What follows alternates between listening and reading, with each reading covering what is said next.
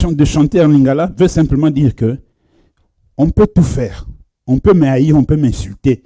Même si quoi que ce soit, la maladie ou les animaux de ce monde me mordent, la chair me bouffe, tout ce que vous voulez, mais il y a quelqu'un qui est mort pour moi à la croix de Golgotha. Et cet homme-là, c'est mon mari, le Seigneur Jésus, que je suis en train de chanter. Amen. C'est ce que veut dire la chanson en gros. Amen. Prions pour la parole de Dieu. Éternel des armées, je recommande le message de cet après-midi entre ta sainte main, la continuité. Seigneur, tu es au contrôle de toutes choses. Tu as commencé ce message et tu finiras avec nous ce message. Car toi seul peux donner la vie, et la seule vie est unique qui vient de toi, et c'est elle qui nous transforme et qui nous change. Dans le nom de Jésus, nous avons ainsi prié. Amen. Gloire soit rendue à l'Éternel. Alléluia. Bien-aimés, nous sommes en train de parler de que faire pour conserver ce que Dieu a mis en moi? C'est une question avec un point d'interrogation à la fin. Amen. Que faire pour conserver ce que Dieu a mis en moi? Amen. Il y a un point d'interrogation à la fin. C'est une question. Et nous avons lu dans le livre de... je m'excuse. 2 Corinthiens chapitre 7, le verset 1, et puis 2 Pierre chapitre 2, verset 20 à 22. C'est que la Bible nous déclare et nous réclame de nous séparer des souillures de ces mondes, c'est-à-dire de la saleté de ce monde. Amen.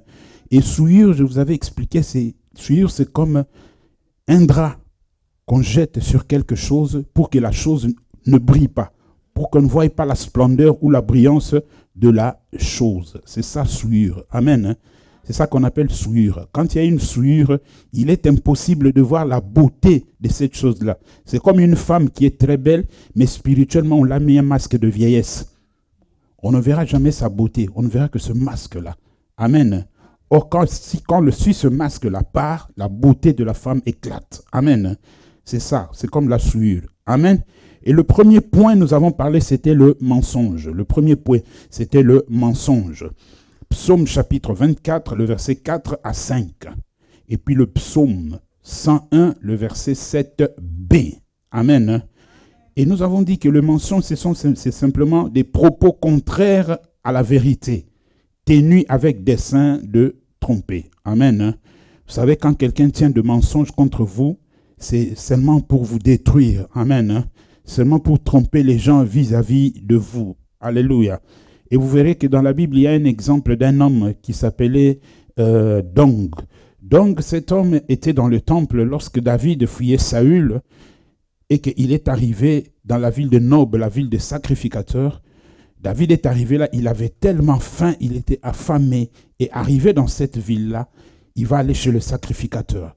Et il demande au sacrificateur, n'y a-t-il rien à manger ici? Le sacrificateur lui dira, il n'y a rien à manger pour les hommes, mais il y a simplement le pain déjà consacré pour le sacrifice. David ayant faim, il a brisé la loi que le pain était réservé au sacrificateur. Il a pris le pain et il est parti avec. Amen. Mais il y avait dans les temples un homme surnommé Dong. Et cet homme-là, pendant que David parlait avec le sacrificateur, était là, semblant en train de prier dans le temple, cherchant la face de Dieu. Mais il avait vu et il voyait tout le mouvement. Lorsque David est parti, et que Saül a appris que David était dans la ville de Nob, il est venu, il n'a pas trouvé David, David était déjà parti, et la Bible nous dit que Dong a dit à Saül, David était ici. Au lieu de s'arrêter simplement qu'il a pris le pain, il est parti, mais voici comment il va mentir. Il va mentir encore que le sacrificateur a consulté Dieu pour lui. Mensonge. Amen. Vous voyez, c'est comme quelqu'un nous dit, va dire ce que maman Brigitte a dit. La personne arrive là-bas, elle dit, vraiment, tu sais comment maman Brigitte t'a insulté. Je ne m'attendais pas que maman Brigitte peut t'insulter. On t'a dit, va dire que maman Brigitte a dit à la personne que arrête de me critiquer. Toi, tu vas encore là, tu dis que maman Brigitte t'a insulté. Amen. Et la deuxième chose qu'on avait vue, c'était la calomnie. La calomnie. Calomnier quelqu'un. Deuxième point, c'était la calomnie. Amen. Psaume 101, verset 5a, et puis Apocalypse chapitre 2, le verset 9. Amen. Dans la calomnie, il y a ce qu'on fait pour détruire la réputation de quelqu'un. Quand on veut détruire la réputation de quelqu'un, on commence à le calomnier. On commence à raconter des choses qui n'existent pas. Amen. On commence à dire à gauche, à droite, tout ça pour salir la réputation de quelqu'un. Et vous savez qu'il n'y a pas une grande chose qui peut être détruite en un clin d'œil, en un rien de temps, comme la réputation, l'honneur de quelqu'un. Lorsque cela est détruit, et c'est difficile à réparer. C'est difficile à réparer. C'est comme aujourd'hui nous voyons en Afrique. Nous avons en Afrique nos héros. Mais l'homme blanc est venu nous mentir pour que nous voyions nos héros là avec un autre œil. Ce n'est que plus tard, peut-être 50 ans après, que nous réalisons que c'était des héros. Et nous leur faisons des monuments, mais ils ont déjà été salis. Amen. Ils ont déjà été salis. Vous voyez que ça n'a pas de sens. Amen. Donc faites attention avec la calomnie parce que ça fait fuir, ça enlève ce que Dieu a mis en nous. Amen. Ne calomniez jamais quelqu'un. Un enfant de Dieu ne peut pas calomnier. Amen. Et le troisième point que nous avons vu, c'était la cupidité. Exode chapitre 18, le verset 21, et puis Proverbe chapitre 1, le verset 19. Amen. Et Dieu dit qu'il détruira les cupides. Dieu n'aime pas les cupides. Le cupide, c'est quoi? La cupidité, c'est quoi? C'est l'amour de l'argent. Quelqu'un qui tourne autour de l'argent. Vous pouvez toujours dire tout ce que vous voulez, mais la personne revient toujours autour de l'argent. Pourquoi? Parce que l'argent est déjà devenu son maître. C'est l'argent qui le conduit. C'est plus l'Esprit de Dieu qui le conduit, mais l'argent. Amen. La cupidité. Et vous devez apprendre que dans 1 Thessaloniciens chapitre 4, le verset 6, Dieu dit ceci, que personne n'use de fraude envers son vis-à-vis. Amen. Donc même dans les affaires du monde, il faut être réglo. Si on fait des affaires, toi et moi nous faisons des affaires, sois réglo. Paye-moi ma part, je m'en vais. Nous nous sommes entendus, que tu me payes 10 €, paye-moi mes 10 €, je pars. Amen. Hein? Vous devez faire la différence entre les affaires et les amitiés. Vous devez faire la différence entre les affaires et les connaissances. Amen. Hein? C'est très très important. Écoutez, parce que des fois, il y a des choses qui ne marchent pas dans la vie à cause de ça. Beaucoup de personnes aussi n'arrivent pas à progresser dans la vie à cause de cela. Amen. Vous verrez quelqu'un qui est dans les affaires. Quelqu'un qui est dans les affaires que la personne est, ça demande que, il faut que tu lui payes. Tu demandes le service. Je prends un exemple. Je peux prendre un exemple ici. Ici, par exemple, a une entreprise d'électricité. Et dans son entreprise d'électricité, on lui paye pour qu'il fasse le travail. Toi, tu viens d'aménager dans une maison. Amen. Tu viens ici à Sion. Tu viens d'aménager dans une maison. Tu connais Nissi. Tu demandes à Nissi, tu dis, j'ai un problème d'électricité, tu ne peux pas venir pour installer tout ça. Si de lui-même, il dit que je te le ferai gratos, il n'y a pas de problème. C'est lui qui a dit. Mais si lui ne l'a pas dit, tu dois lui proposer un prix. Tu dois lui proposer un prix. Enlève on est ensemble à Sion. Enlève ça. Là, on est dans le domaine professionnel. Amen. Alors, quand il dit, ok, ça va.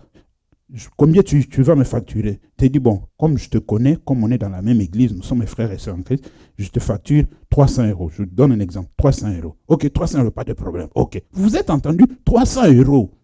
Fini le travail, Nissi fini. Paye-lui ces 300 €. Ne dis pas après, ah, toi aussi, on prie ensemble, prends seulement 200. Non. Vous vous êtes entendu? 300 €. N'usez pas. C'est 1 Thessaloniciens 4, combien? 1 Thessaloniciens chapitre 4, verset 6. N'usez pas de fraude envers l'autre. Amen. Et vous devez apprendre que la royauté d'Israël dans ce monde, pour que la royauté vienne au milieu d'Israël dans ce monde, c'est à cause de la cupidité. C'est à cause de l'argent. Quand Samuel a vieilli et qu'il devait mourir, le peuple est venu le voir. Qu'est-ce qu'ils lui ont dit? Si vous lisez ça dans 1 Samuel chapitre 8, verset 1 à 7, le peuple lui dit ceci. Tu es assez âgé, tu es vieux. Tes fils que tu nous as laissés comme sacrificateurs ne sont pas réglo, ils sont cupides. Ils aiment l'argent, ils n'arrivent pas à exercer le jugement comme il faut. Choisis-nous un roi comme tous les autres nations. C'est à cause de la cupidité. Si ces fils-là n'étaient pas cupides, le peuple d'Israël n'allait pas demander un roi. À cause de la cupidité, le premier roi surgit en Israël. Selon la volonté des hommes et non selon la volonté de Dieu. Amen. Nous entrons dans le quatrième point aujourd'hui que nous commençons. Le quatrième point, c'est l'alcool. Amen. L'alcool. Qu'est-ce que je dois faire pour conserver ce que Dieu a mis en moi? Éviter l'alcool. Proverbe chapitre 23, le verset 29 à 35. Et puis Ephésiens chapitre 5, le verset 18. Amen.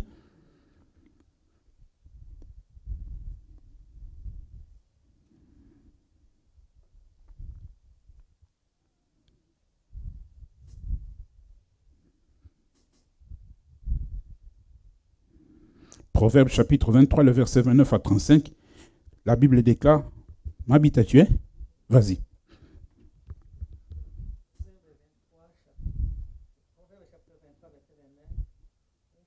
Jusqu'à 35. Pour qui les a? Oui.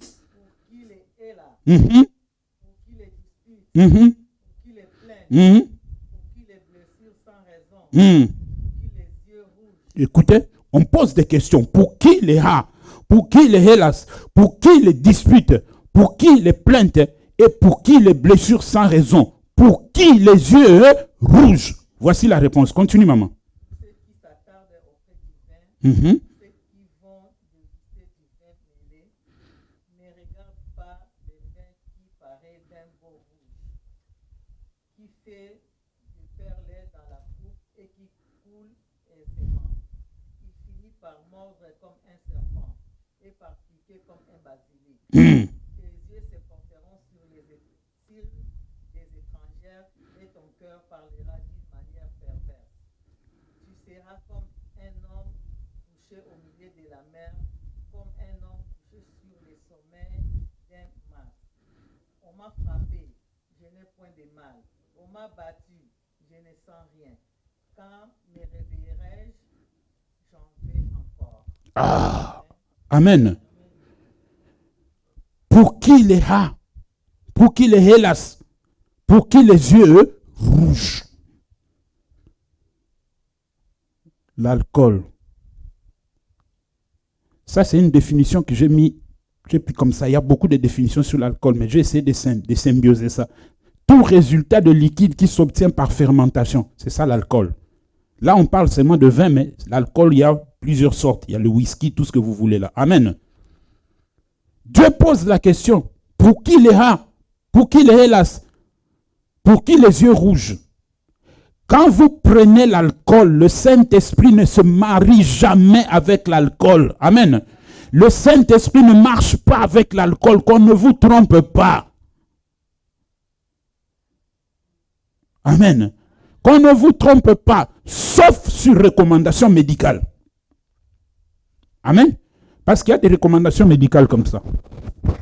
Il se pourrait que vous ayez un problème dans votre corps et que ça demande un peu d'alcool. Le docteur peut vous recommander ça. Il peut vous dire que lorsque vous mangez, prenez peut-être un demi-verre de vin. Ça, c'est une recommandation médicale et Dieu n'est pas contre ça. Mais si tu n'as pas de recommandation médicale, n'ose pas. Le Saint-Esprit ne se marie pas avec ça. Alléluia. Tu vas perdre ce que Dieu a mis en toi. Amen. J'ai vu un homme de Dieu sur la chair en train de briller. Il sautait, il criait. L'église était en émoi. Ah, tout le monde criait dans l'église. Il priait, il montait sur la chaise et il sautait. Tout le monde s'est dit une onction terrible et les gens commençaient à trembler. Mais lorsqu'on a montré la face revers, la face B de ce qui s'est passé, cet homme-là, avant de monter sur la chair, il devait prendre une bouteille de vin avant de monter sur la chair. Donc ce qu'il était en train de faire là, il le faisait sous l'alcool. Donc vous croyez qu'il est en train de vous bénir, mais il est en train de vous maudire. Alléluia. Écoutez ce qu'Éphésiens 5:18 dit. Ne vous enivrez pas de vin. C'est de la débauche. Mais au contraire, soyez remplis du Saint-Esprit. Éphésiens chapitre 5, verset 18. Amen. Ne vous enivrez pas de vin. Qu'est-ce que vous faites avec l'alcool? L'alcool vous tue. Amen. Même si nous quittons la partie spirituelle, la partie physique, l'alcool tue. Elle détruit. Regardez les gens qui fument la cigarette. On met même sur le carton de la cigarette là, commence à détruire la bouche des gens, même les estomacs. Mais ils continuent toujours à fumer. Amen. Ils continuent à fumer. Pourquoi tout ça? Parce que le gouvernement lui-même ne peut rien faire contre ces industries-là. Ces industries-là de tabac emploient à peu près 100 000 personnes. Et ils font du chantage au gouvernement. Oui, c'est comme ça que ça marche. Toutes les industries que vous voyez ici dans le monde, les grandes industries, les Albertines, tout ce que vous voyez là, ce sont des industries tellement puissantes qu'elles pèsent sur le gouvernement. Dès qu'ils ont besoin de quelque chose, ils se mettent ensemble, ils commencent à faire du chantage au gouvernement. Pourquoi? Parce qu'à eux, ils peuvent se retrouver peut-être 4. À eux 4, ils ont peut-être déjà 800 000 employés. Vous imaginez maintenant un gouvernement avec 4 entreprises qui représentent 800 000 employés en Hollande. Et ils te disent que si tu ne nous donnes pas ça, on licencie tout le monde. Ou bien on licencie la moitié de nos employés. Qu'est-ce que le gouvernement va faire? Comment le gouvernement va faire avec la moitié? Directement comme ça, 400 000 personnes qui arrivent au chômage. C'est compliqué pour l'État. C'est pourquoi vous voyez que ces entreprises-là reçoivent beaucoup d'avantages comme ça. C'est comme les entreprises de tabac. Tout le monde sait que le tabac tue et détruit. Mais ils sont tellement puissants, ces entreprises-là. Ils ont beaucoup d'employés, à tel point que même si l'État augmentait les taxes, eux aussi ils augmentent le prix de tabac et les gens continuent toujours à fumer. Donc ça ne change rien. Amen. Donc évitez l'alcool. Quand vous prenez l'alcool, ce que Dieu a mis en vous va partir. Va partir. Que vous le vouliez ou pas, va partir. Amen. Je connais dans une famille, ils ont eu un frère. Il prenait tellement l'alcool qu'il n'avait même plus besoin de 5-6 bouteilles pour se saouler. Il suffisait qu'il prenne simplement un verre. Il était déjà saoul. Amen. Il était déjà saoul. Les gens qui prennent l'alcool perdent le discernement. Perdent le contrôle d'eux-mêmes. Amen. Vous voyez quelqu'un qui a pris de l'alcool, la personne ne sait plus se contrôler quand elle marche et voit comme si le monde était en train de tourner. Une autre personne a pris l'alcool, au lieu de marcher tout droit comme tout le monde, elle marche comme ça. On lui pose la question, mais pourquoi tu marches comme ça? La personne répond, je vois comme si comment on appelle ça? Les nuages sont en train de tomber. L'alcool. On perd le raisonnement. Amen. Et quand je parle de l'alcool, prenez ça plus large, hein? Y compris même comment on appelle ça? Le stupéfiant. Le stupéfiant, c'est quoi encore en français? La drogue. Incluez la drogue là-dedans aussi. Amen. Il suffisait qu'ils prennent un verre. Personne n'était déjà saoul. Vous savez, il y a une tribu, je ne sais pas, peut-être c'est dans plusieurs tribus, mais je parle ça d'une tribu de chez nous au Congo. Dans cette tribu-là, si ton père, ta mère, ou un de tes oncles ou une de tes tantes tombe devant toi, c'est pas toi qui l'as fait tomber, mais elle-même peut-être, elle est tombée parce qu'elle a ricoché sur une pierre ou sur un fil qui est passé par là. Si cette personne-là tombe devant toi, comme c'est un parent, toi qui es un enfant qui a vu comment elle est tombée, tu dois lui payer de l'argent pour qu'elle s'élève. Vous connaissez cette tradition-là? Hein? Donc tu viens, tu as peut-être un 10 € ou bien un 20 €, tu lui tiens la main avec le 20 € et tu l'élèves. C'est pour garder son honneur. C'est comme ça qu'on dit. Amen. C'est comme ça qu'on dit. Tu le tiens et tu le relèves avec ça. Mais voyez maintenant, il y a une situation qui est arrivée un jour. J'étais en train d'assister à une situation. L'oncle de quelqu'un a bu et il était saoul. Maintenant, il vient devant son neveu. Il commence à menacer son neveu. Il dit que toi, je t'avais dit, je vais peut-être vous m'amener un neveu qui a déjà 35 ans. Il dit qu'il va le boxer. Lui, l'oncle qui est déjà vieux, qui a déjà 70 ans.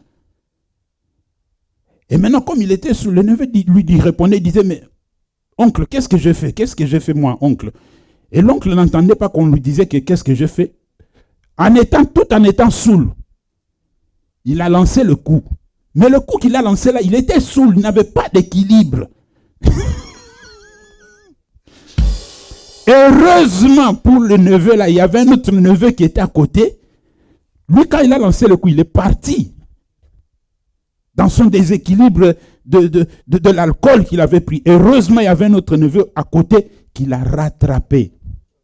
Si ce neveu-là ne l'avait pas rattrapé, dans cette tribu-là, c'est un problème. Ça allait créer des sérieux problèmes. Ça allait être que c'est le neveu-là qui l'a renversé. C'est lui-même parce qu'il était saoul. On perd le raisonnement et le discernement quand on est dans l'alcool. Et ça fait fuir le Saint-Esprit. Le Saint-Esprit ne peut pas habiter dans une personne alcoolique. Amen. Dans une personne qui prend l'alcool. Amen. Vous comprenez ça? Tu peux beau chanter, tu peux beau prêcher, mais quand tu prends ces choses-là, un jour tu finiras mal. Parce que ça se prend toujours en cachette. Hein? Oui, ça se prend en cachette. Tu ne vas pas le prendre devant tout le monde. Quand tu es devant tout le monde, là, c'est du coca, c'est du jus. Mais quand tu es chez toi à la maison, il n'y a personne. Envoyez. On amène à la table. Oui, continue à envoyer. Tu envoyeras un jour. Amen. Donc faites attention. Vous savez, l'église, c'est quoi? L'église, c'est une salle d'entraînement pour l'âme de l'homme. L'église, comme nous sommes là, c'est une salle d'entraînement pour l'âme de l'homme. Et maintenant, le combat, c'est quand on sort.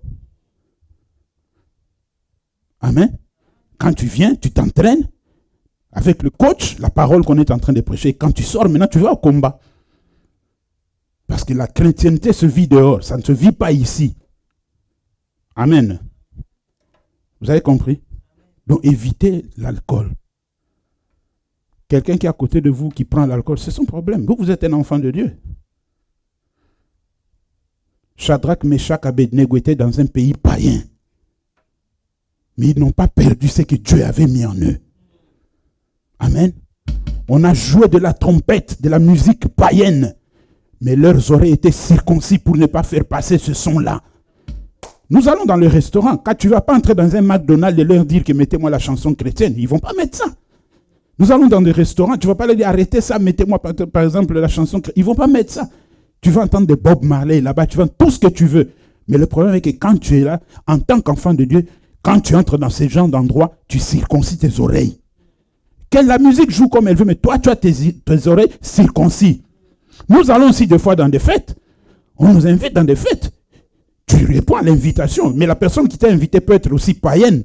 Et quand tu arrives à la fête, ils jouent leur musique païenne. Mais ton problème à toi, c'est que tes oreilles doivent rester circoncis pour ne pas faire passer ce son-là. Parce que sinon, quand ce son-là commence à passer, tu vas commencer par le pied. Après, tu commences à bouger la tête. Après, c'est fini, tu es emporté. Amen. 5e point. La sexualité hors mariage. Amen. 2 Samuel chapitre 11, le verset 4, et puis Hébreux chapitre 13, le verset 4.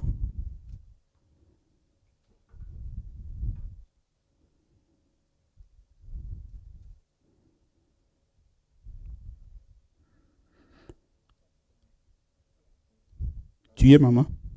Vas-y, reste assise, reste assise. Vas-y.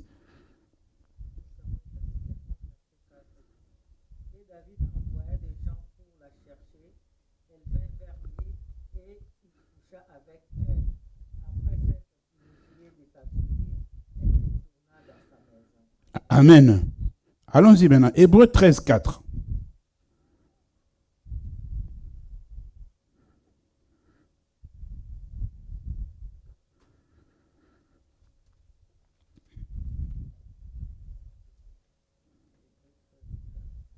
Mm-hmm.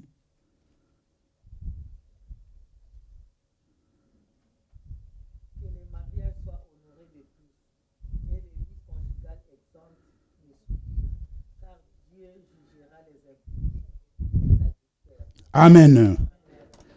La Bible nous dit ceci que David était un homme que Dieu aimait beaucoup. Amen. David n'a pas choisi Dieu, c'est Dieu qui l'a choisi. Dieu est parti chercher David dans la forêt. Amen. Dieu est parti chercher David dans la forêt, où David était avec les animaux, où David combattait les animaux, où David surveillait les animaux, où David pouvait même mourir. Mais Dieu le protégeait. Le jour où Saül a désobéi à la parole de Dieu, quand on lui dit de tuer, lui il garde certaines choses. Il dit que non, ça c'est pour la gloire de Dieu. Bien aimé, il faut aussi apprendre une chose entre parenthèses. Dans la vie, on n'aide pas Dieu. Dieu n'a pas besoin de ton aide. Il s'appelle Elohim. Elohim veut dire le Créateur. Amen. Un jour, il pose la question, est-ce que si j'ai faim, je te demanderai à manger? Non. Job, un jour, s'est hasardé. Au début, il a essayé de résister, montrant qu'il aime Dieu, il craint Dieu. Mais au fur et à mesure que la souffrance augmentait, Job a commencé à divaguer. Vous verrez qu'à partir du 2e chapitre de Job, jusqu'au 41e chapitre de Job, Job ne faisait que divaguer. Au 42e chapitre de Job, Dieu lui fait asseoir. Il appelle Job, il dit, viens, assieds-toi. Je vais te poser des questions et toi, tu vas me répondre. Vous imaginez, Dieu te posait des questions, toi tu dois le répondre. La première question qu'il pose à Job, lorsque je créais les cieux et la terre, où étais-tu? Et dis-moi, sur quoi est assis la terre? Et qu'est-ce qui retient les cieux en haut? Il a posé au moins 5 questions à Job. Il lui dit, regarde l'hippopotame. Vous connaissez l'animal qu'on appelle l'hippopotame? Il dit, regarde l'hippopotame. Vous dites que cet animal-là est laid, est vilain. Mais moi, je vous dis qu'il est beau, cet animal-là. Vous imaginez, vous voyez le raisonnement de Dieu. Amen. Job a écouté toutes ces questions. Job était KO. Et c'est là que Job sortira cette parole que mes oreilles avaient entendu de parler de toi et même maintenant mon œil t'a vu. Amen. Vous comprenez? Dieu parle à David. David ici a commis une chose qui lui a coûté des problèmes toute sa vie. Bien aimé, ce domaine-là, ne blaguez pas avec ça. David ne l'a fait qu'une seule fois. Mais ça lui a coûté des problèmes toute sa vie. Alléluia. Il était roi. Il pouvait prendre n'importe quelle femme dans le royaume qui n'était pas mariée. Parce que Dieu ne l'interdisait pas d'avoir 15, 20, 25 femmes. Il pouvait l'avoir. Mais il est parti prendre la femme d'une personne mariée. David est tombé dans l'adultère. Amen. Il a eu des relations hors mariage. Amen. Hors mariage. Et qu'est-ce que ça lui a coûté? L'inceste parmi ses propres enfants. Qu'est-ce que ça lui a coûté? La mort parmi ses propres enfants. Qu'est-ce que ça lui a coûté? À un moment donné, il a fui le trône. Amen. Lorsque vous êtes dans ces choses-là hors mariage, vous faites partir, vous faites fuir, vous faites sortir ce que Dieu a déposé en vous. Hébreu dit quoi? Que le lit conjugal soit exempt de toute souillure, car Dieu punira les adultères et les impudiques. L'impudicité, c'est quand on n'est pas marié, on se rencontre ensemble dans l'impudicité. Mais quand un est marié ou tous les deux sont mariés, c'est l'adultère. Amen. Donc l'adultère, c'est le grand frère de l'impudicité. Le sexe hors mariage, ça tue, ça détruit. Et vous devez apprendre ceci. Ce domaine-là est le domaine le plus puissant par où le diable passe pour détruire la vie de l'homme. Si le diable vous tient dans ça, vous êtes fini. Vous êtes fini. Parce que dans ce domaine-là, il y a le sang. Amen. Il y a le sang. Lorsqu'une femme devient enceinte et qu'elle va se faire consulter, on ne verra rien, on ne verra que le sang dans le ventre. La forme de l'homme qui va naître ou la femme qui va naître commence par le sang. Amen.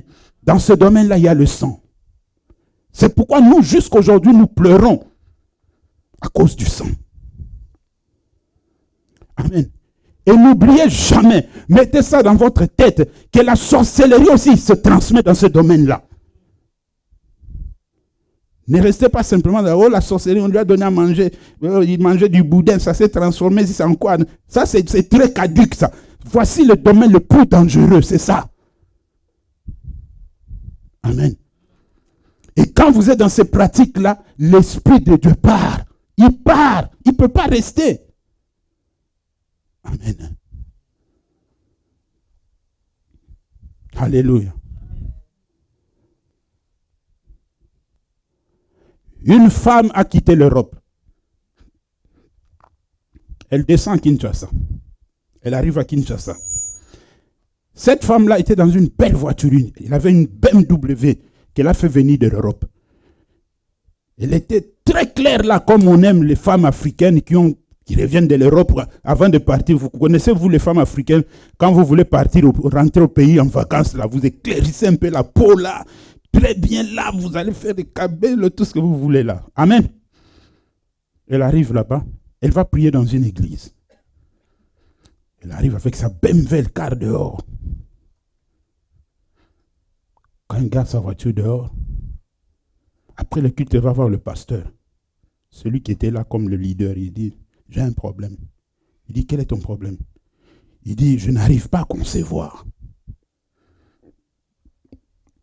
Bien-aimés, je vous en prie au nom de Jésus, lorsque vous parlez avec une personne, même si vous la connaissez très bien, lorsque vous parlez avec une personne, ouvrez bien vos oreilles. Amen. Il lui dit, je n'arrive pas à concevoir. L'homme de Dieu lui pose la question, mais pourquoi? Il dit, je ne sais pas. L'homme de Dieu lui pose la question, es-tu mariée? Elle dit, non. Vous imaginez une femme qui n'est pas mariée, mais vous dit que je n'arrive pas à concevoir. Vous êtes un serviteur de Dieu. Moi, je ne peux pas faire une prière pour une femme pareille. Parce qu'elle n'est pas mariée. Amen. C'est la moindre des choses. Elle n'est pas mariée. Quelle prière je vais faire pour elle? Non. Amen. On ne sait pas vraiment ce qui s'est passé dans leur conversation, mais je sais qu'elle a eu l'homme de Dieu là. Une semaine après, on a commencé à voir l'homme de Dieu rouler dans la même BMW. Bon, on a dit, bon, peut-être on lui a donné moyen de transport. Or, l'homme de Dieu avait chuté. Amen. Il avait chuté. 3 mois après, et ça c'était l'époque où le VIH venait à peine d'apparaître sur le marché. Amen. Là où on ne connaissait presque rien du VIH, là où ça détruisait vraiment terrible. 3 mois après, l'homme de Dieu est tombé malade. On l'a amené à l'hôpital, on l'a examiné, il était atteint. La BMW et la beauté extérieure. Amen. Vous savez aujourd'hui, si vous voulez, vous les enfants, plus tard quand vous allez, le moment de vous marier arrivera. Nous n'avons pas besoin de, oh, papa, maman, j'ai rencontré une fille, j'ai rencontré un garçon. Non, tout ça c'est bien, aimez-vous comme vous voulez, là, vous venez chez les parents. Avant d'aller plus loin, toi tu vas faire le test de sida, lui aussi va faire le test de sida. Ne vous conformez pas simplement à sa forme physique que vous voyez. Vous devez passer par le test.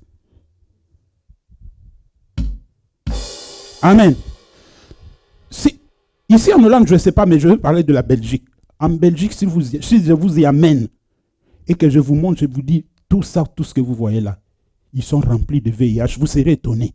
Mais vous les verrez en forme, ils sont bien là, bien habillés, ils brillent. Mais VIH sur VIH.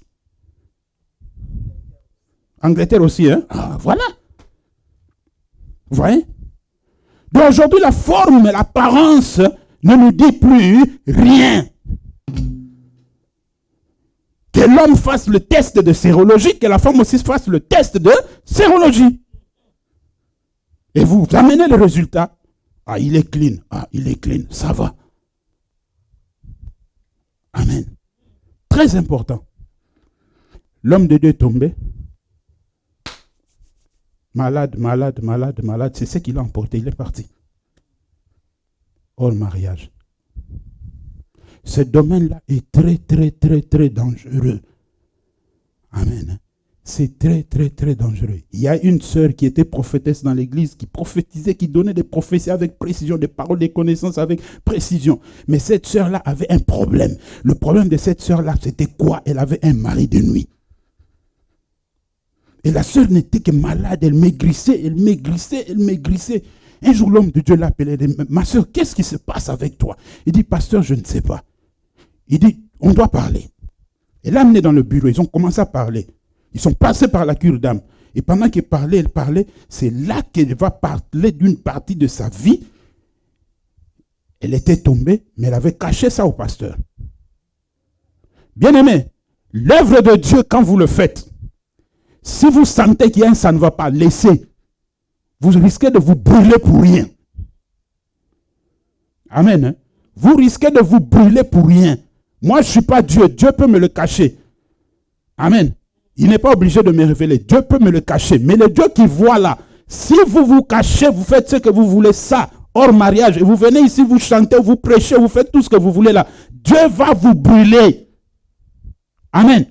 Ne blaguez pas avec ça. Ça détruit l'homme. Vous verrez à un moment donné, vous allez commencer à chanter ici, les chansons vont commencer à fuir. Vous allez commencer à prêcher les paroles, fuir. C'est comme ça. Parce que le Saint-Esprit qui donne les paroles, qui vous aide, n'est plus là. Amen. Faites très très attention. Ce domaine-là détruit l'homme. Amen. J'avais un oncle. Un oncle qui était, quand on dit que, parce que la Bible aussi en parle. La Bible parle aussi des fois de la beauté. C'était un homme, mais un beau gars. Cet oncle-là. Et à cause de sa beauté, de l'argent qu'il avait, lui, au lieu d'aller chercher les femmes à gauche, droite, lui n'allait que chercher des femmes de ses amis, derrière les femmes de ses amis. Et que dit la Bible sur ça? La Bible dit que celui qui fait ça, c'est comme une personne qui est en train de marcher sur le charbon de feu ardent. Il croit qu'il ne va pas être brûlé. Dans ce domaine-là, Dieu n'intervient pas. Si tu oses ça, tu vas chercher la femme d'autrui, le mari d'autrui. Si on va te tuer, qu'on te tue. Ça ne concerne pas Dieu. Si on va t'empoisonner, on t'empoisonnera. Ça ne concerne pas Dieu. Tout ce qu'on pourra te faire là, ça ne concerne pas Dieu. Amen. On dit faites attention à ça. Car Dieu punira les impudiques et les adultères. C'est un domaine où le diable... C'est terrible. Quand on parle de ça, un jour, j'ai rigolé, je parlais avec quelqu'un, il me dit, mais pasteur, quand on marche dans la rue, il y a beaucoup de femmes qui passent, il y a de ceux qui passent, nos yeux là voient. Moi, je dis, oui, nos yeux voient après. Je lui ai posé, oui, tes yeux voient après. Il m'a dit, mais comment je peux faire? Moi, il dit, l'homme doit avoir deux parties. La première partie, c'est la partie où il est homme. La deuxième partie, c'est la partie où il est cadavre. Vous me suivez? L'homme doit être homme et cadavre à la fois. C'est-à-dire, quand il est marié ou tu n'es pas marié, dès que tu sors de ta maison, tu dois utiliser maintenant ta partie cadavre. Tout ce qui passe devant toi, qui peut vouloir te faire chuter, tu es un cadavre. Je ne sais pas si vous me saisissez. Parce que des fois, il faut dire, les gens croient que, parce que, oh, je suis prédicateur, je suis loin rempli du Saint-Esprit, et qu'il y a une belle femme qui passe devant, elle deviendra moche parce que je suis rempli du Saint-Esprit. Non, la femme qui est belle restera belle. Mais le problème est que moi, quand je la vois, je suis un cadavre. Je ne sais pas si vous m'avez saisi. Hein. Donc, quand je dis cadavre, c'est-à-dire, je la vois comme si je ne la voyais pas. Elle passe son chemin, moi aussi je passe mon chemin. Amen. C'est ça. Faites attention avec ce domaine-là. Beaucoup sont morts. Amen. Je crois que je vous ai déjà donné cet exemple, mais je le donne afin de finir ça. Je vous le donne pour vous rappeler encore. On avait un grand frère de quartier. C'est-à-dire, mon ami, son grand frère. Cet homme-là a fait une jour, il est parti vers les femmes prostituées. Je vais parler en code, hein, pour être poli, parce que nous avons des enfants et des parents ici. Amen. Il est parti vers les prostituées. Ils ont fait tout ce qu'ils devaient faire là, et à la fin, la prostituée l'a essuyé. Vous comprenez? Vous me suivez, non? Vous discernez ce que je dis. Il l'a essuyé, il est resté avec le linge avec lequel il avait essuyé. Lui, il est sorti, il est rentré. Mais depuis ce jour-là, en tout cas, je ne sais pas aujourd'hui, après moi, mais depuis ce jour-là, jusqu'à ce que moi je ne vienne en Europe, cet homme-là n'a jamais appelé une fille comme ça dans la rue pour le draguer. Lui, c'était simplement les prostituées. Les prostituées. Vous comprenez? C'est ça, c'est là qu'on l'avait eu. Je ne sais pas après moi s'il a accepté Jésus. S'il n'a pas accepté Jésus, sa vie est foutue. Parce que même s'il se marie, il se marierait de force. Et dans sa maison avec sa femme, il ne sera pas satisfait. Il sera toujours obligé d'aller chez les prostituées. Parce qu'on l'a déjà lié là-bas. Vous comprenez ça? Faites attention. Si vous ne voulez pas perdre ce que Dieu a mis en vous, évitez ça. Le sexe hors mariage. Amen. Est-ce que quelqu'un a compris? 6e point. La rébellion. 1 Samuel chapitre 4, le verset 15 à 22. Et puis Galates chapitre 5, le verset 7 à 9. Amen.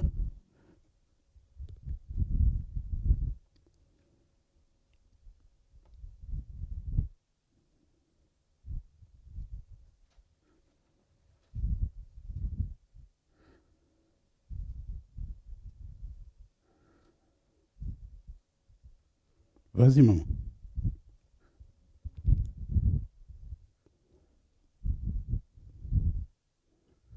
Or, celui qui était âgé de 98 ans, il avait les yeux fixés, il avait les yeux fixes et ne pouvait plus voir.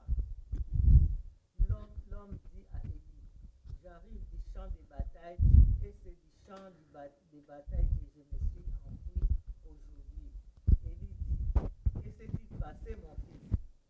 Celui qui apportait la nouvelle dit en réponse, Israël a fui devant les Philistins et le peuple a éprouvé une grande défaite.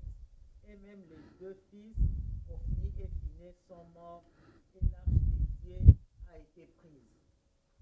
À peine est-il fait mention de l'arche de Dieu qu'Élie tomba de son siège à la renverse.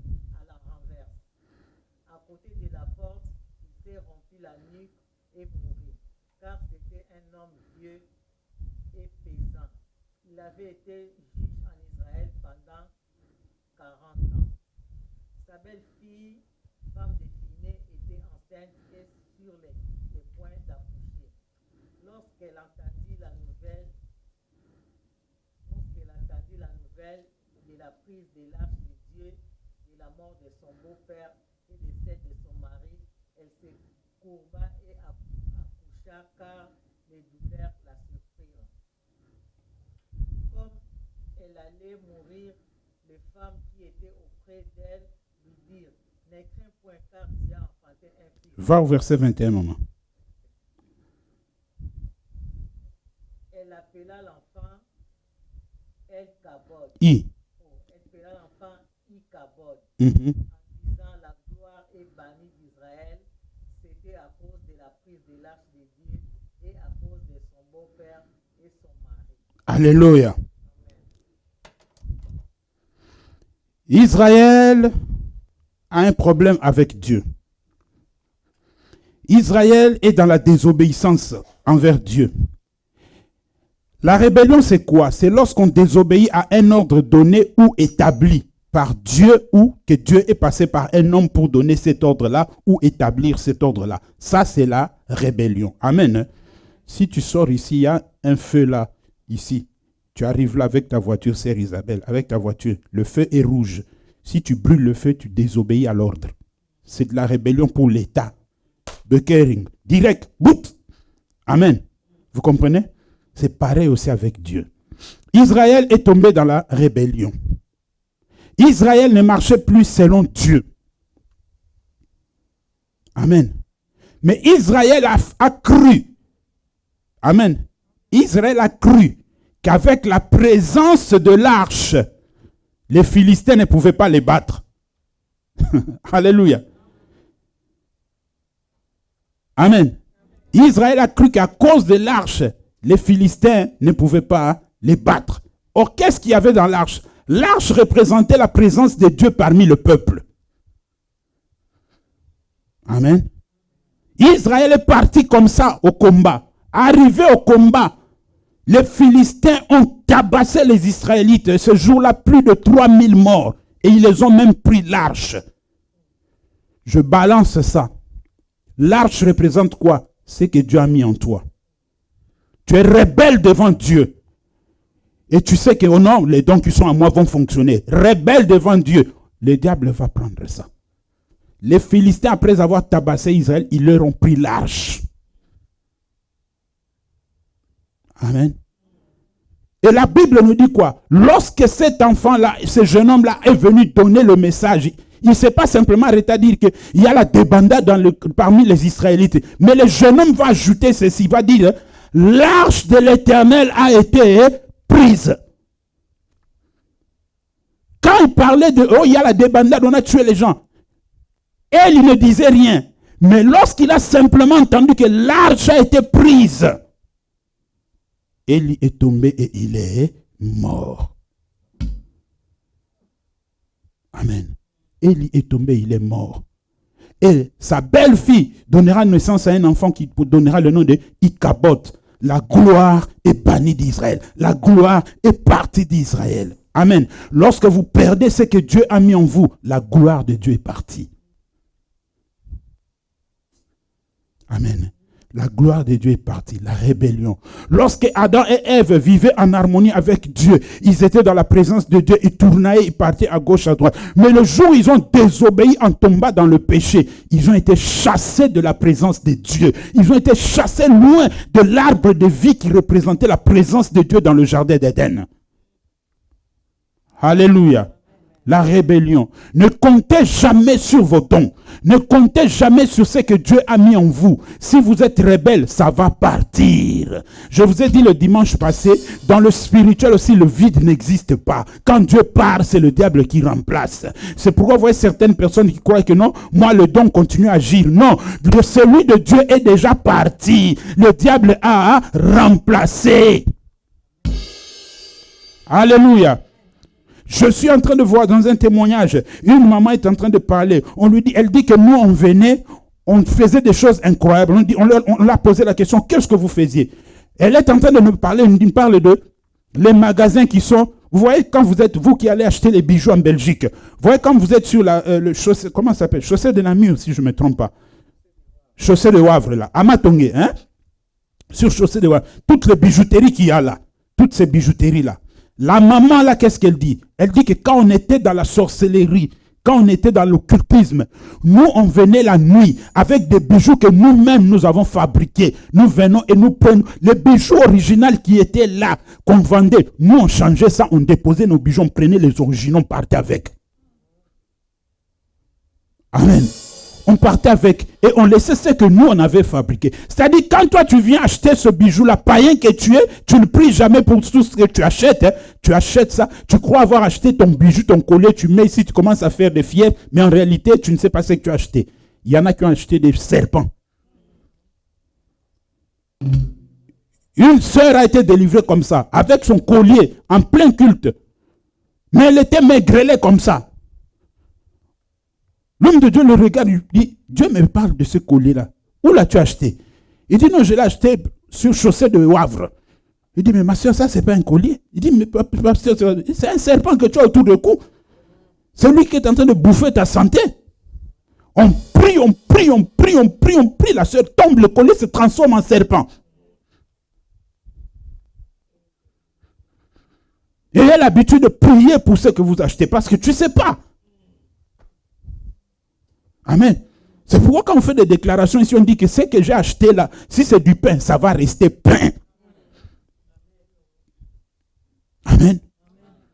Israël a perdu la gloire de Dieu là. Croyant qu'avec les dons, Ça va aller. Ils arrivent avec le don sur les champs de bataille. Des fêtes terribles. La gloire est partie. Pourquoi? À cause de la rébellion. Allons-y, maman, dans Galates 5, 7, 9. C'est que Paul reproche aux gens de Galates. Écoutez ce que Paul leur dit. Vous courriez bien. Il vous a arrêté pour vous empêcher d'obéir à la vérité. Cette influence ne vient pas de celui qui vous appelle. Amen. Un peu de levain fait lever toute la page. Ah, alléluia. Est-ce qu'on peut acclamer la parole de Dieu? Paul parle aux gens de Galates, il leur dit, les Galatides, il dit, vous courriez bien, vous marchez bien, vous étiez dans l'ordre, vous respectez la parole de Dieu, vous étiez dans les principes de Dieu, vous étiez dans l'ordre de Dieu, mais subitement vous avez cessé d'obéir à Dieu, vous vous êtes rebellés. Qui vous a dit de vous rebeller? Il dit, cette influence-là ne vient pas de celui qui vous a appelé ou qui vous a envoyé. Un peu de pâte et ça fait un peu de levain et ça fait lever la pâte. Si vous prenez un peu de levure, vous mettez dans la pâte là va...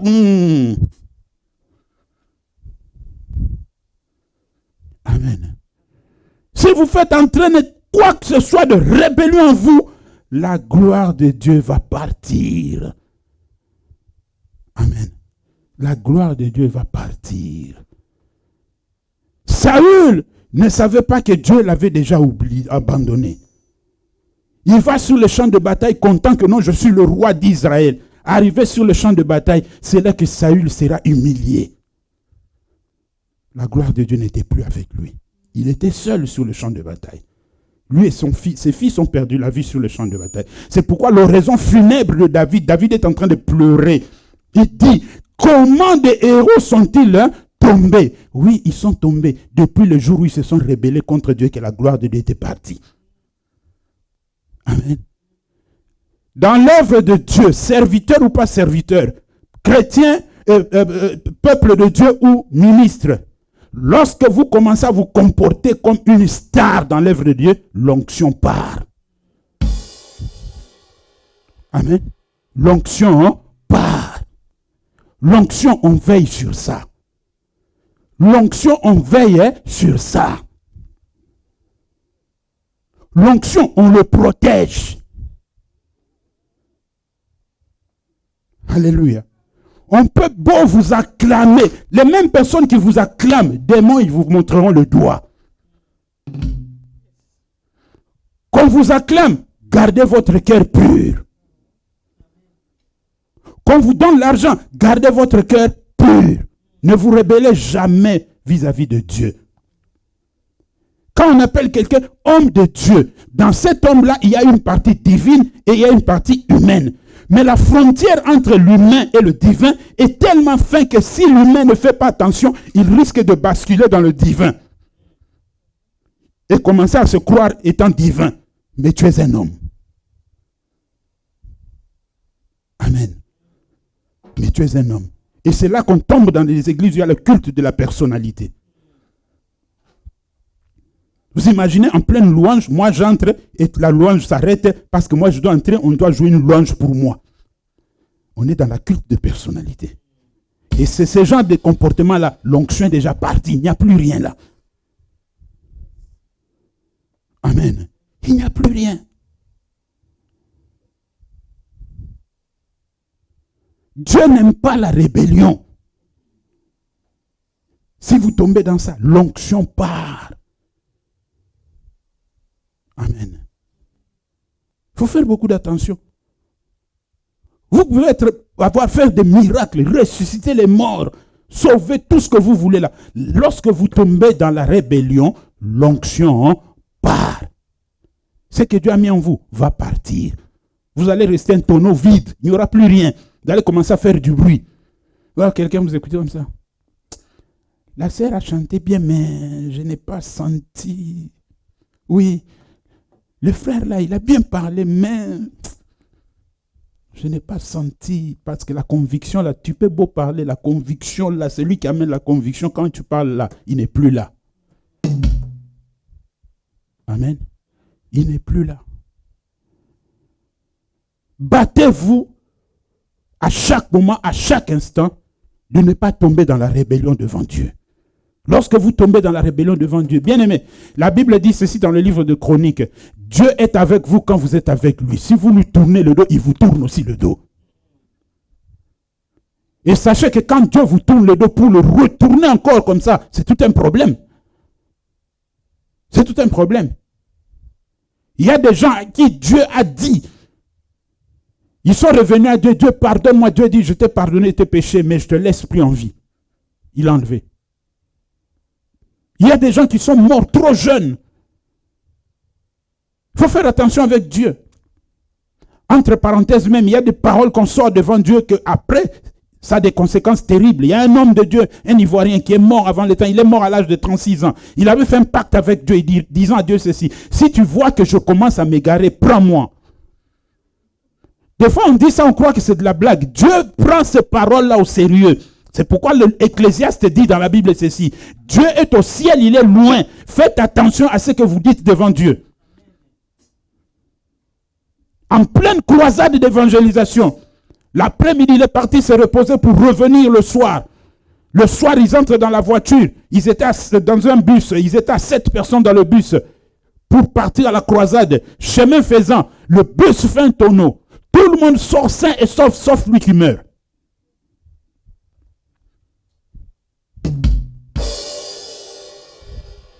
Amen. Vous voyez? Il faut faire attention à ce qu'on dit devant Dieu. Il faut faire très très attention. Ne tombez jamais dans la rébellion. Ne tombez jamais, alors jamais dans la rébellion devant Dieu. Ça risque de vous coûter trop trop cher. Ne dites pas que celui-là, il a fait ça, rien ne lui arrive. Qui t'a dit que rien ne va lui arriver? Tôt ou tard, Dieu punit toujours le rebelle. Ça prendra le temps que ça prendra parce que Dieu a son calendrier qui n'est pas le nôtre.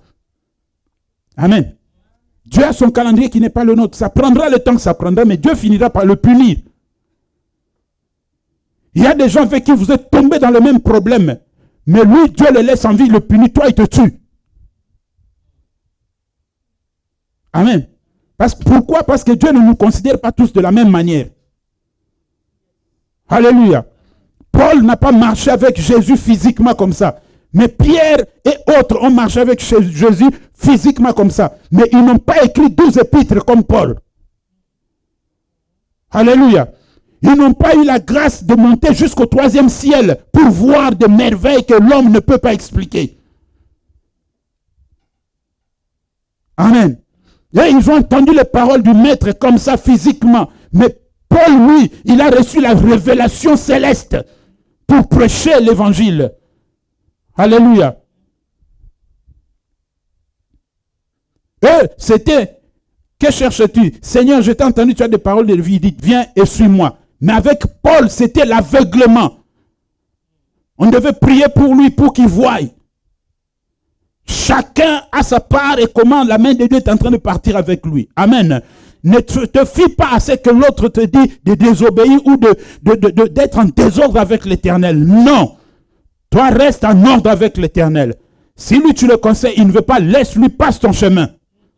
Sinon, il risque de te tirer. 7e et dernier point. L'occultisme. Ézéchiel chapitre 8, verset 1, le verset 3 à 18. Amen. L'occultisme.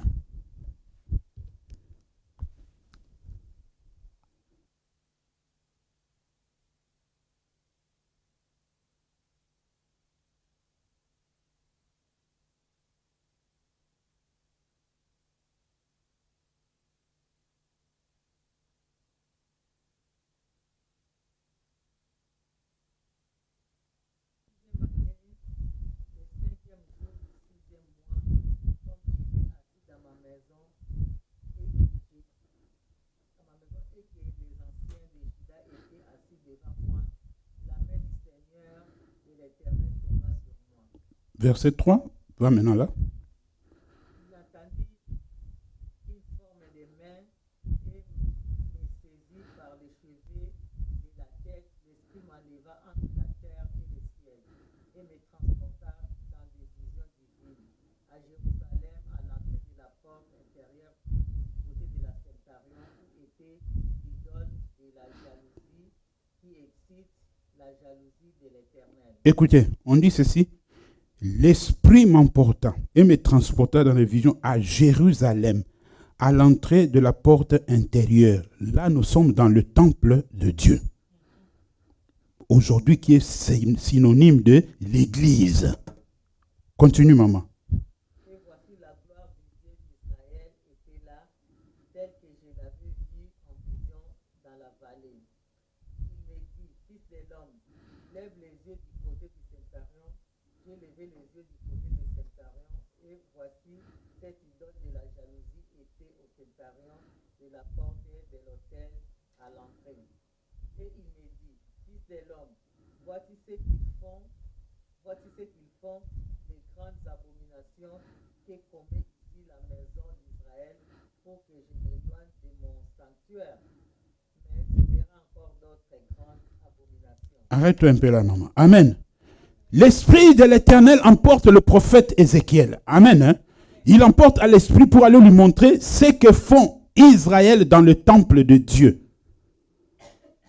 Ce que le peuple de Dieu fait dans l'Église. Toutes tendances confondues. Amen. Il lui dit, fils de l'homme, vois-tu ce qu'ils font pour que je m'éloigne? Donc tout ce qu'ils étaient en train de faire là, c'était pour éloigner Dieu de son temple. Et le temple aujourd'hui, c'est toi. Quand tu tombes dans l'occultisme, tu es le temple du Saint-Esprit. Le Saint-Esprit ne reste pas, il va partir. Alléluia. Il va partir. Il n'y a pas plus abominable que l'occultisme devant Dieu. Amen. Continue, maman. Alors il me conduisit à l'entrée du parvis. J'ai regardé et voici il y avait un trou dans le mur. Et il me dit, fils de l'homme, perce la muraille. Je perçai la muraille et voici il y avait une porte. Et il me dit, entre. Et voici les méchantes abominations qu'ils commettent ici. J'entrai et j'ai regardé et voici il y avait toutes sortes de figures, des reptiles et des bêtes abominables et toutes les idoles de la maison d'Israël. Arrête-toi là. Amen. Toutes les reptiles, des choses abominables de la maison d'Israël. Israël dans l'idolâtrie. Amen. Israël dans l'idolâtrie. Bien-aimé, dans l'église, on ne s'habitue pas. Dans l'église, il n'y a pas d'habitude.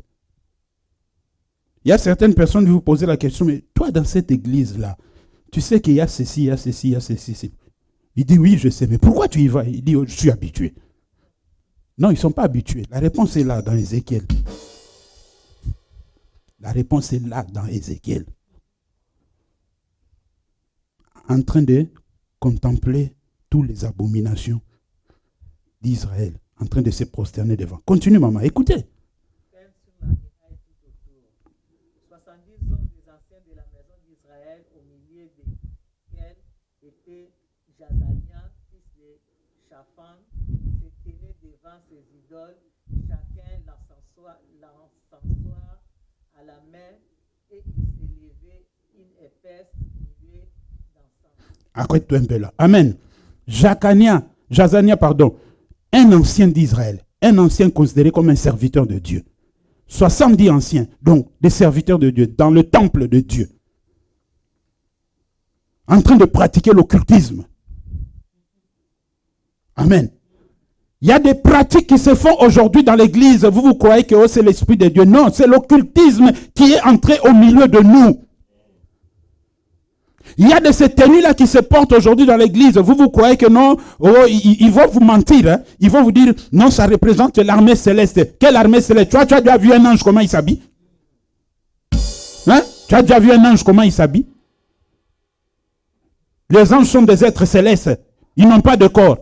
Ça sous-entend qu'ils n'ont pas d'habit. L'ange prend la forme humaine lorsque Dieu l'envoie pour te parler. Pour que tu n'aies pas peur de foi. Alléluia. Mais toi, tu vas porter des tenues, tu vas dire, non, la tenue que je portais là, ça représente l'armée céleste. C'est pourquoi, comme je suis un soldat de l'armée, je portais la tenue des militaires. Tu as déjà vu comment Michael s'habille? Sinon, Marie allait nous dire comment Gabriel s'habillait. Mais Marie a vu simplement un homme entrer. Quand il a salué, salut Marie, toi à qui une grâce a été accordée. Et à la fin, il dit, je suis Gabriel, je me tiens devant l'Éternel. Mais Marie ne savait pas qu'il avait affaire à un ange. Amen. De la même manière aussi le sacrificateur Zacharie. Oh, ces tenues-là, que vous croyez, qui vous disent que ce sont les tenues de l'armée, ce sont des tenues qui viennent du monde occulte. Qui doivent porter pendant qu'ils sont dans le culte pour faire ça. Quand ils portent ça, ils font appel à travers ces tenues-là. C'est un appel avec leurs anges occultes qui viennent maintenant siéger dans le temple de Dieu. Pour commencer à faire des faux miracles, pour vous impressionner, pour vous intimider, vous tombez, vous faites ceci, vous faites... Moi, un jour, je me suis toujours posé la question. Vous verrez un homme le caméraman là est là en train de filmer. Les gens tombent, mais le caméraman ne tombe jamais. Lui, il est simplement là pour filmer. Amen. Deuxième chose, ces gens-là, vous allez remarquer que dans l'église, là, souvent, oh Seigneur, aie pitié de ton peuple. Ça, ce n'est même pas une église. C'est un lieu occulte. Mais plein de gens, soi-disant délivrance. Et quelle était cette délivrance? Vous m'excuserez, mais je passais sur les réseaux sociaux, mais je vais parler comme ça, en l'air vite fait. Amen. La délivrance, c'était quoi? Toutes les sœurs de l'église devaient être délivrées. Et leur délivrance, c'était quoi? Ils devaient passer devant et arriver devant l'homme de Dieu et enlever leur dessous et donner ça à l'homme de Dieu. Oui, oui. Ça y est là sur les réseaux sociaux. C'est terrible. C'est terrible. Il y a encore plus pire que ça que je ne peux pas dire ici pour raison de politesse. Amen. Il y a plus pire que ça. Un autre même entre dans un tonneau. Oh Seigneur Jésus. Un tonneau rempli d'eau. Vous imaginez? Un tonneau rempli d'eau. Il enlève ses vêtements, il reste avec son boxer. Il entre dans le tonneau et il reste dans le tonneau. Et chaque personne dans cette secte-là doit venir avec son verre, prendre l'eau du tonneau là et boire. D'abord, hygiéniquement, c'est sale. Vous venez, quelqu'un, il boit. C'est quoi? Amen. C'est ce qu'Ézéchiel a vu dans le temple de Dieu. L'occultisme. Amen. Les anciens. Et quand on continue plus loin, on ne va plus lire, j'explique maintenant pour terminer. Quand vous descendez plus loin, il dit maintenant, fils de l'homme, regarde ce que font les fidèles dans l'église. Maintenant, le tour des fidèles. Quand Ézéchiel tourne sa tête pour regarder, le fidèle qui soit disant que quand tu entres dans l'église, tu le vois comme s'il regardait devant, mais en réalité, il ne regarde pas devant, il regarde derrière. Et derrière là, qu'est-ce qu'ils font? Ils ont leur regard braqué vers l'Orient. Et le regard braqué vers l'Orient, et qu'est-ce qu'il y a devant eux? C'était le dieu Tammuz qu'ils étaient en train d'adorer. Oh, Tammuz, c'est le dieu de la régénération. Le dieu de la végétation. Le peuple de Dieu est en train d'adorer Tammuz. Il y en a qui adorent Tammuz consciemment et inconsciemment. L'occultisme fait fuir ce que Dieu a mis en nous. Le problème est que c'est quoi? Quand un homme marche avec Dieu et qu'à un moment donné, la chute peut arriver, mais cela ne veut pas dire que tu ne peux pas revenir à Dieu. Dieu est le Dieu bon, le Dieu fidèle qui a toujours les mains ouvertes pour recevoir quiconque revient à lui. Peu importe ce que tu avais fait, Dieu n'a jamais refusé de recevoir quelqu'un revenir à lui. Oh, la Bible dit c'est une grande joie dans le ciel lorsqu'un fils rentre à la maison.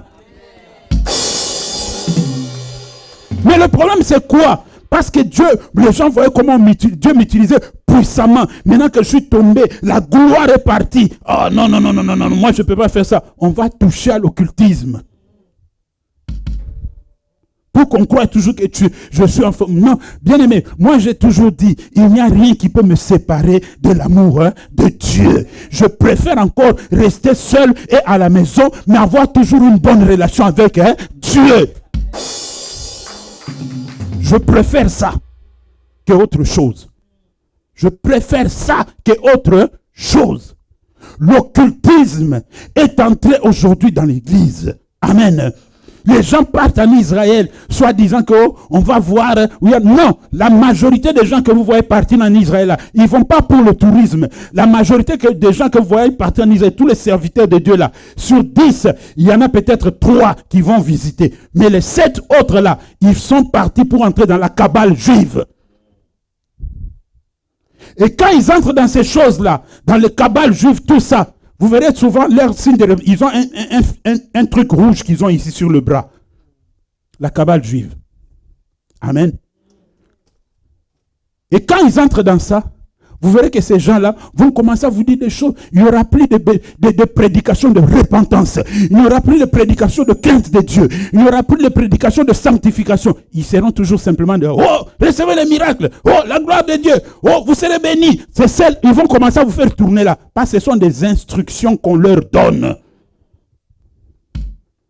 Oh, nous sommes au temps. Oui, la bénédiction de la prédication de la bénédiction peut venir, ce n'est pas un problème. Mais nous sommes au temps du soir où nous préparons l'épouse pour l'époux. L'enlèvement est pour bientôt. Les temps sont mauvais. L'enlèvement est pour bientôt. Tous les signes sont là.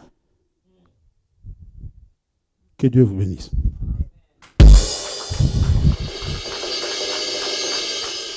Mettons-nous debout au nom de Jésus.